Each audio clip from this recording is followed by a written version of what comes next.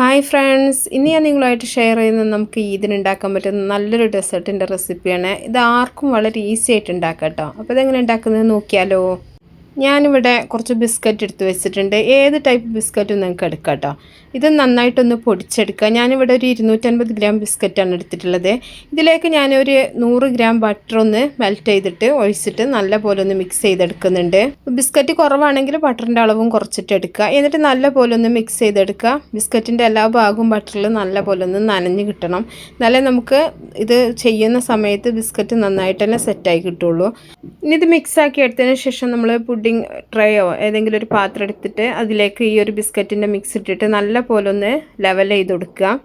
നല്ല പോലെ ഒന്ന് പ്രസ്സാക്കിയിട്ടൊന്ന് ലെവൽ ചെയ്തെടുത്താൽ മതി.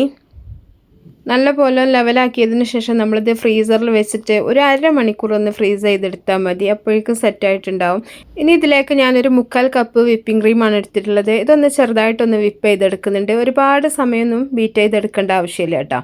അപ്പോൾ അതിന് ശേഷം നമ്മളിതിലേക്ക് ഒരു 100 ഗ്രാം വൈറ്റ് ചോക്ലേറ്റ് ഒന്ന് മെൽറ്റ് ചെയ്തത് ഒഴിച്ച് കൊടുക്കുന്നുണ്ട്. ഇനി ഇതിലേക്ക് നമ്മളൊരു 4-5 ടേബിൾ സ്പൂൺ കണ്ടൻസ്ഡ് മിൽക്കും കൂടെയാണ് ചേർത്ത് കൊടുക്കുന്നത്. അപ്പോൾ അതിലൊക്കെ നിങ്ങൾക്ക് അളവിനനുസരിച്ചിട്ട് നിങ്ങളുടെ മാറ്റങ്ങളൊക്കെ വരുത്താം കേട്ടോ. ഞാനിവിടെ 100 ഗ്രാമാണ് ചോക്ലേറ്റ് എടുത്തിട്ടുള്ളത്. അതുപോലെ ഒരു 5 ടേബിൾ സ്പൂണോളം കണ്ടൻസ്ഡ് മിൽക്കും ചേർത്തിട്ടുണ്ട്. എന്നിട്ട് ഒന്നും കൂടെ നല്ലപോലെ ഒന്ന് മിക്സ് ആക്കി എടുക്കുന്നുണ്ട്. ഒരുപാട് സമയമൊന്നും ബീറ്റ് ചെയ്തെടുക്കേണ്ട ആവശ്യമില്ല. ഇനി ഇതിൽ നമ്മൾ ആ ഒരു ബിസ്ക്കറ്റ് സെറ്റ് ചെയ്യാൻ വെച്ചിട്ടുണ്ടായിരുന്നു. അതെടുത്തിട്ട് അതിൻ്റെ മുകളിലായിട്ട് നമ്മൾ ഈ ഒരു ക്രീമിൻ്റെ മിക്സ്ചർ ഒഴിച്ചു കൊടുക്കുകയാണ് ചെയ്യുന്നത്. അതിനുശേഷം നല്ലപോലെ അതും കൂടെ ഒന്ന് ലെവൽ ചെയ്ത് കൊടുക്കുക.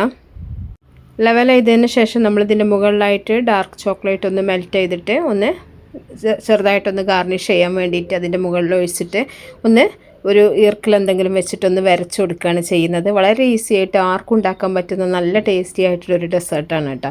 അപ്പോൾ ഈ ഒരു സമയത്തൊക്കെ തണുപ്പിച്ചിട്ട് കഴിക്കാനൊക്കെ സൂപ്പർ ടേസ്റ്റാണ്. പുഡിംഗ് ഒക്കെ ഉണ്ടാക്കുന്നേക്കാളും വളരെ എളുപ്പത്തിൽ നമുക്ക് ഉണ്ടാക്കിയെടുക്കാൻ പറ്റും. അപ്പോൾ ഇതുപോലെ ചോക്ലേറ്റ് മുകളിലായിട്ട് ഒഴിച്ചിട്ട് ഇതുപോലെ ഞാനൊരു ഈർക്കിൽ വെച്ചിട്ട് ഇതുപോലെ ഒന്ന് വരച്ചു കൊടുക്കുന്നുണ്ട്. ഇല്ലെങ്കിൽ അതിന് മുകളിൽ എങ്ങനെ വേണമെങ്കിലും നിങ്ങൾക്ക് ഗാർണിഷ് ചെയ്തെടുക്കാം. ഇനി ഇത് ഫ്രിഡ്ജിൽ വെച്ചിട്ട് നല്ല പോലെ ഒരു 2-3 മണിക്കൂർ ഫ്രിഡ്ജിൽ വെച്ചിട്ട് നല്ല പോലെ ഒന്ന് തണുപ്പിച്ചെടുക്കുക. അതിനുശേഷം നമുക്കിത് ഡീമോൾഡ് ചെയ്തിട്ട് പീസുകളാക്കിയിട്ട് മുറിച്ചെടുക്കാൻ പറ്റും. അപ്പോൾ നല്ല പോലെ തണുപ്പിച്ചെടുക്കണം കേട്ടോ. അതിപ്പോൾ അധികം സമയമൊന്നും ഞാൻ വെച്ചിട്ടില്ല, വീഡിയോക്ക് വേണ്ടിയിട്ട് പെട്ടെന്ന് കാണിക്കാൻ വേണ്ടിയിട്ട്. അപ്പോൾ കൂടുതൽ സമയം വെക്കുകയാണെങ്കിൽ നല്ല പോലെ തന്നെ സെറ്റായി കിട്ടും. അവരൊന്ന് ട്രൈ ചെയ്ത് നോക്കുക.